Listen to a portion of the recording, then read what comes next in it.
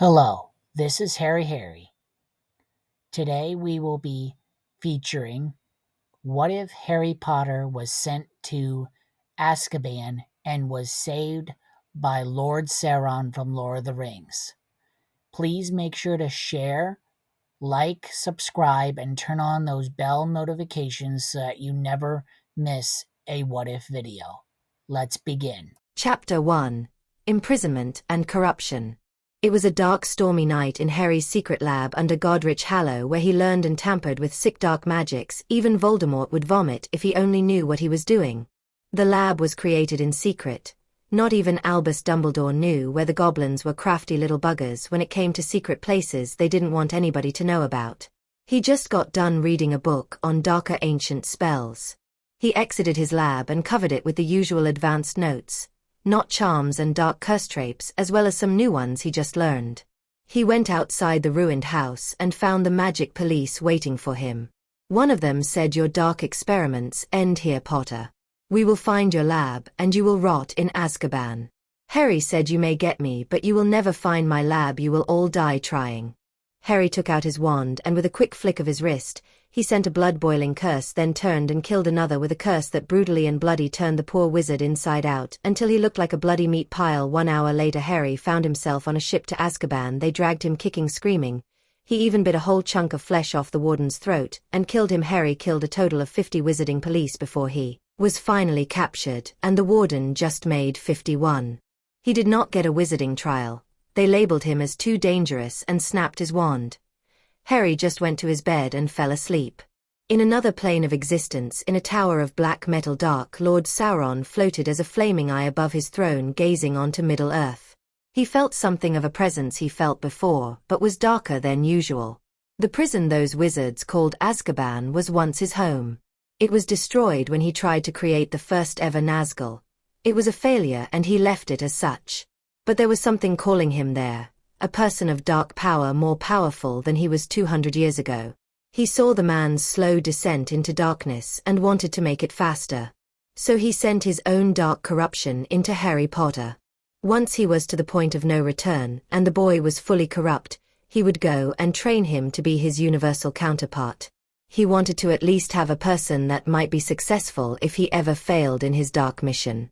He certainly might have lost the One Ring, and the chances of getting it back were slimmer by the day. If it wasn't for that blasted Gondorian prince cutting the ring of power from his finger, he would have slaughtered all of the men, elves and dwarves, all to hell. Not like it would have done him any good. Sauron's blood started to boil in anger, and he quickly quelled his anger before he decided to hurt someone with it. "Soon, Harry, soon, in 1 year, you will be my greatest and most powerful legacy and successor." Chapter 2: Prison Slaughter. It was a dark night in Azkaban, and one Harry Potter was sitting on his bed. He was wearing prison robes, his hair and body covered head to toe in dirt. He had some visual changes happen in the 1 year he was in Azkaban.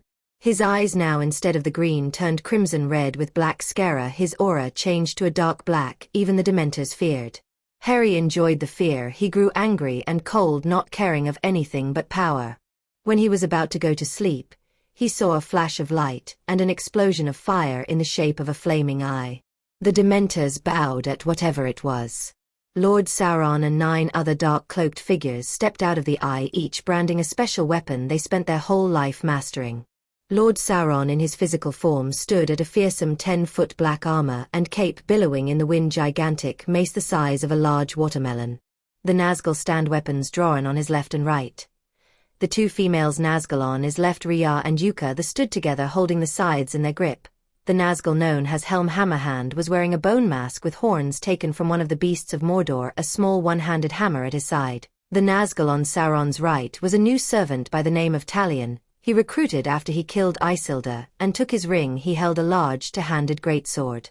The most noticeable was the Witch King of Agmar, who was wearing a silver-spiked helm. He held in his right hand a large flail, and in his left hand a short sword. The last 4 Nazgul were nameless, mostly because they served the longest. The 9 Nazgul all moved in with a predator's grace, killing anyone stupid to get in their way. Sauron moved swiftly through the prison like a charging rhino, instant death for all who crossed his path. Not even prisoners were spared his wrath. He finally found Harry's cell, breaking down the door with a loud bang of his mace, stormed in and demanded that Harry follow and let him explain later. Harry did not raise a fuse. He was grateful for the rescue and wanted out by any means necessary. Once all the guards and prisoners were killed, all of them then teleported away and came back to Godrich Hollow. Sauron then, with the help of the Nine, created transfigured Dol Guldur out of Harry's old childhood home and got Harry settled into his new home. Sauron then explained everything about himself and how he came to train Harry to be just like his own universal counterpart. 1 year later he was 26 and looked the same age. He left Azkaban. Sauron taught him every dark spell, every foul art of creation. His new home now had a large army, and every day it grew larger. Harry abducted a Gringotts goblin soldier and a Death Eater to use their blood to create a fusion. The resorting monster became his army, and what a powerful army it was, sitting 6-foot-tall black armor, and a horrifying face that would scare the pants off any wizard. Sauron entered Harry's room and said, "The time has come, your final test is at hand, come with me." Sauron and Harry walked down 5 staircases and found themselves in a forge. Sauron said, "Your test is simple. You are to create your own rings of power and your own form of Nazgul using the same method I used, but you are to perfect it. I will leave you to your work." Sauron turned on his heels and left. Harry got to work in 7 months. He had 9 rings, all perfectly enchanted. Now he needed to find people powerful and stupid enough to put them on to be corrupted. However, they did not all have to be alive for his plan to work, and he already has a person in mind to be his first. He walked down to the place where a special dead body was kept in good condition, Bellatrix Lestrange. Sauron kept her body in good condition, knowing full well that Harry would use her for his first Nazgul.